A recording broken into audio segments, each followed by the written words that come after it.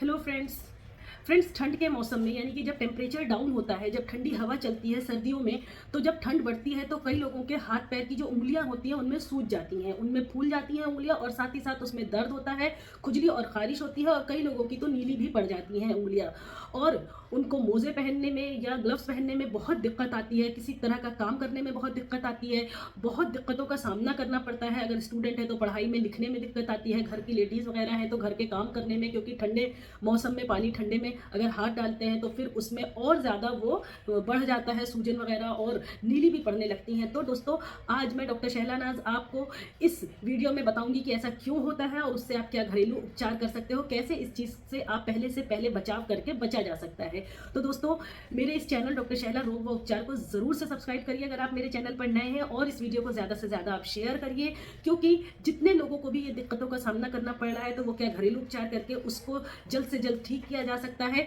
तो दोस्तों, इस वीडियो को लाइक ज़रूर करिए। जब दोस्तों ठंडी हवा चलती है, जिसे कि हम कहते हैं शीत लहर यानी कि चिल ब्लेव्स, तो उस मौसम में ये दिक्कतें ज़्यादा देखने को नज़र आती हैं। ऐसा इसलिए होता है क्योंकि जब टेम्परेचर डाउन होता है तो जो बॉडी के आपकी पेरिफेरल जो बॉडी के टेम्परेचर होते हैं उसको मेंटेन रखने के लिए, बॉडी के वार्मथ को मेंटेन रखने के लिए जो हमारी पेरिफेरल वेसल्स होती हैं वो कंस्ट्रिक्ट होती हैं, ताकि हमारे बॉडी के कोर टेम्परेचर को मेंटेन रखा जा सके। और जो हमारी उंगलियां के जो एंड आर्टरीज होती हैं उनमें एनास्टोसिस नहीं होती है, और जब ब्लड सप्लाई नहीं पहुंच पाती है वहाँ पर, तो जो वहाँ की आर्टरी और वेन्स हैं वो कॉन्स्ट्रिक्ट होने लगती हैं, और इसकी वजह से ये दिक्कत होती है। और ख़ास तौर से जब ब्लड सप्लाई वहाँ पे जा रही है, उनके जो लिम्फेटिक चैनल्स होते हैं उनमें ब्लॉकेज होता है, वो वापस नहीं आ पाती हैं इस ब्लॉकेज की वजह से। तो जो हमारी जो उंगलियां हैं उनमें सूजन आने लगता है, और जो वहाँ पे लिम्फेटिक ब्लॉकेज है यानी कि जो लिम्फ है, जो पदार्थ है, जो लिक्विड है, वो वहाँ पे जम जाता है, जिसकी वजह से खुजली और खारिश का सामना करना पड़ता है। कई लोगों को तो मोजे वगैरह पहनने में भी दिक्कत आती है। तो दोस्तों,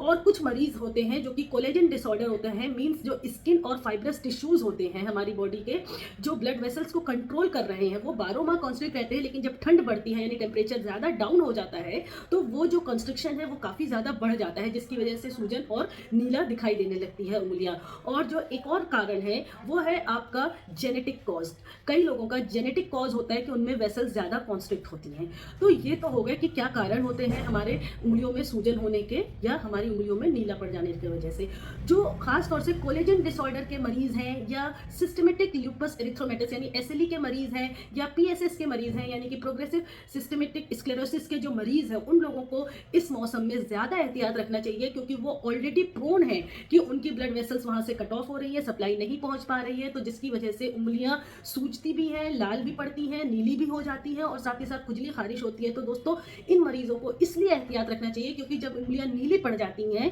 तो कई बार ब्लड सप्लाई बिल्कुल नहीं पहुंचने की वजह से वहाँ की जो उंगलियां हैं उनमें नेक्रोसिस और गैंग्रीन हो जाती है, और जब नेक्रोज हो जाती हैं फिंगर्स, तो कई बार डॉक्टर को मजबूरी में उंगलियों को काटना भी पड़ता है। तो जो जेनेटिक कॉज वाले मरीज हैं, या कोलेजन वाले, या पीएसएस या एसएलई के डिजीज वाले मरीज होते हैं, उनको इस मौसम में ज़्यादा एहतियात करना चाहिए। अक्टूबर और नवंबर के मौसम से ही मोजे और ग्लव्स का इस्तेमाल करना शुरू कर देना चाहिए, ठंडे पानी में हाथ नहीं डालना चाहिए उनको, और अगर हाथ बर्तन धोना ज़रूरी है या घर के काम करना ज़रूरी है तो गुनगुने पानी का इस्तेमाल करें, और इस्तेमाल करने के फ़ौरन बाद वो अपने हाथ को वार्म करने के लिए और पैर को वार्म करने के लिए यानी गर्माहट पहुंचाने के लिए तेल की मालिश ज़रूर किया करें। तो दोस्तों, घरेलू उपचार में सबसे पहले आपको खाने में ब्रोकली, हरी सब्जियों का, एप्पल और साथ ही साथ आपको कैरेट वगैरह का इस्तेमाल करना चाहिए। और आपको इस परेशानी से बचने के लिए एक और घरेलू उपचार जो आप कर सकते हो वो ये कि आधे बाल्टी गुनगुने पानी में 2 चम्मच नमक डाल करके 15-20 मिनट के लिए उसमें सिकाई करिए, मतलब थोड़ी देर के लिए आप डिप करके रख दीजिए। उसके बाद जो तीसरा घरेलू उपचार के तौर पर आप कर सकते हो वो है आपका सरसों के तेल में 4-5 कलियाँ आप लहसुन की ले लीजिए, उसको अच्छे से पका लीजिए, और जब गुनगुना रहे तेल सरसों का, उससे आप अपने हाथ पैर की उंगलियों की मसाज करिए। और जो लास्ट है वो है आपका नारियल तेल को थोड़ा सा गुनगुना कर लीजिए, उसमें कपूर के कुछ